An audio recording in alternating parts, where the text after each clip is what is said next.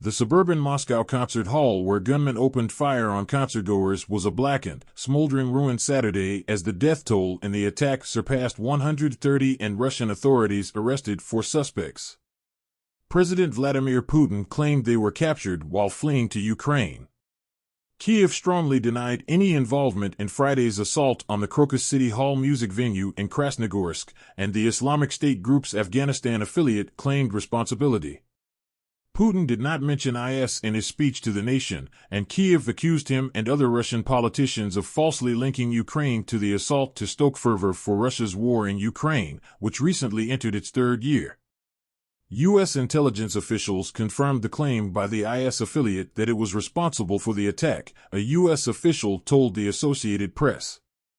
U.S. intelligence agencies gathered information in recent weeks that the IS branch was planning an attack in Moscow, and U.S. officials privately shared the intelligence with Russian officials earlier this month, the U.S. official said. The official was briefed on the matter but was not authorized to publicly discuss the intelligence information and spoke to the AP on condition of anonymity. Putin said authorities detained a total of 11 people in the attack, which also wounded more than 100. He called it a bloody, barbaric terrorist act and said Russian authorities captured the 4 suspects as they were trying to escape to Ukraine through a window prepared for them on the Ukrainian side of the border. Russian media broadcast videos that apparently showed the detention and interrogation of the suspects, including one who told the cameras he was approached by an unidentified assistant to an Islamic preacher via a messaging app and paid to take part in the raid. Putin says gunmen who raided Moscow Concert Hall tried to escape to Ukraine. Kiev denies involvement. Russian news reports identified the gunmen as citizens of Tajikistan, a former Soviet republic in Central Asia that is predominantly Muslim and borders Afghanistan. Up to 1.5 million Tajiks have worked in Russia, and many have Russian citizenship. Tajikistan's foreign ministry, which denied initial Russian media reports that mentioned several other Tajiks allegedly involved in the raid, did not immediately respond to a request for comment about the arrests. Many Russian hardliners called for a crackdown on Tajik migrants, but Putin appeared to reject the idea, saying no force will be able to sow the poisonous seeds of discord, panic, or disunity in our multi-ethnic society. He declared Sunday a day of mourning and said additional security measures were imposed throughout Russia. The number of dead stood at 133, making the attack the deadliest in Russia in years. Authorities said the death toll could still rise. The raid was a major embarrassment for the Russian leader and happened just days after he cemented his grip on the country for another 6 years in a vote that followed the harshest crackdown on dissent since the Soviet times. Some commentators on Russian social media questioned how authorities, who have relentlessly suppressed any opposition activities and muzzled independent media, failed to prevent the attack despite the U.S. warnings. The assault came 2 weeks after the U.S. Embassy in Moscow issued a notice urging Americans to avoid crowded places in view of imminent plans by extremists to target large Moscow gatherings, including concerts. Several other Western embassies repeated the warning. Earlier this week, Putin denounced the warning as an attempt to intimidate Russians. Investigators on Saturday combed through the charred wreckage of the hall for more victims. Hundreds of people stood in line in Moscow to donate blood and plasma, Russia's health ministry said. Putin's claim that the attackers tried to flee to Ukraine followed comments by Russian lawmakers who pointed the finger at Ukraine immediately after the attack. Ukrainian President Volodymyr Zelensky angrily rejected Moscow's accusations as an attempt by Putin and his lieutenants to shift the blame to Ukraine while treating their own people as expendables. They are burning our cities, and they are trying to blame Ukraine, he said in a statement on his messaging app channel. They torture and rape our people, and they blame them. They drove hundreds of thousands of their terrorists here to fight us on our Ukrainian soil, and they don't care what happens inside their own country.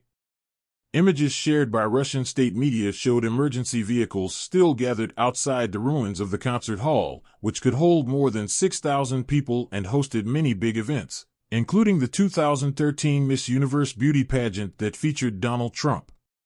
On Friday, crowds were at the venue for a concert by the Russian rock band Picnic. Videos posted online showed gunmen in the venue shooting civilians at point-blank range. Russian news reports cited authorities and witnesses as saying the attackers threw explosive devices that started the fire, which eventually consumed the building and caused its roof to collapse. Dave Primov, who survived the attack, told the AP that the gunmen were shooting directly into the crowd in the front rows. He described the chaos in the hall as concertgoers raced to escape, people began to panic, started to run, and collided with each other. Some fell down and others trampled on them. After he and others crawled out of the hall into nearby utility rooms, he said he heard pops from small explosives and smelled burning as the attackers set the building ablaze. By the time they got out of the massive building 25 minutes later, it was engulfed in flames. Had it been just a little longer, we could simply get stuck there in the fire, Primov said. Messages of outrage, shock, and support for the victims and their families have streamed in from around the world. White House Press Secretary Karine Jean-Pierre said Saturday in a statement that the U.S. condemned the attack and noted that the Islamic State group is a common terrorist enemy that must be defeated everywhere. IS, which lost much of its ground after Russia's military action in Syria, has long targeted Russia. In a statement posted by the group's Amaq news agency, IS's Afghanistan affiliate said it had attacked a large gathering of Christians in Krasnogorsk. The group issued a new statement Saturday on Amaq saying the attack was carried out by 4 men who used automatic rifles, a pistol, knives, and firebombs. It said the assailants fired at the crowd and used knives to kill some concertgoers, casting the raid as part of IS's ongoing war with countries that it says are fighting Islam. In October 2015, a bomb planted by IS downed a Russian passenger plane over Sinai, killing all 224 people on board, most of them Russian vacation-goers returning from Egypt. The group, which operates mainly in Syria and Iraq but also in Afghanistan and Africa, also has claimed several attacks in Russia's volatile Caucasus and other regions in the past years. It recruited fighters from Russia and other parts of the former Soviet Union. The group's Afghanistan affiliate is known variously as ISIS-K or ISK, taking its name from Khorasan province, a region that covered much of Afghanistan, Iran, and Central Asia in the Middle Ages. The affiliate has thousands of fighters who have repeatedly carried out attacks in Afghanistan since the country was seized in 2021 by the Taliban, a group with which they are at bitter odds. ISIS-K was behind the August 2021 suicide bombing at Kabul airport that left 13 American troops and about 170 Afghans dead during the chaotic U.S. withdrawal. They also claimed responsibility for a bomb attack in Gunmen, Iran, in January that killed 95 people at a memorial procession. On March 7, just hours before the U.S. Embassy warned about imminent attacks, Russia's top security agency said it had thwarted an attack on a synagogue in Moscow by an IS cell and killed several of its members in the Kaluga region near the Russian capital.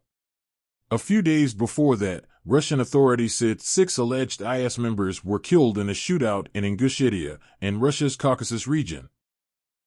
Обращаюсь к вам в связи с кровавым, варварским террористическим актом, жертвами которого стали десятки мирных, ни в чем не повинных людей.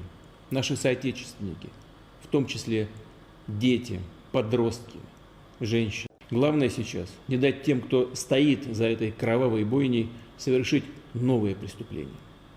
Что касается расследования этого преступления и результатов оперативно-розыскных действий, то в настоящее время можно сказать следующее.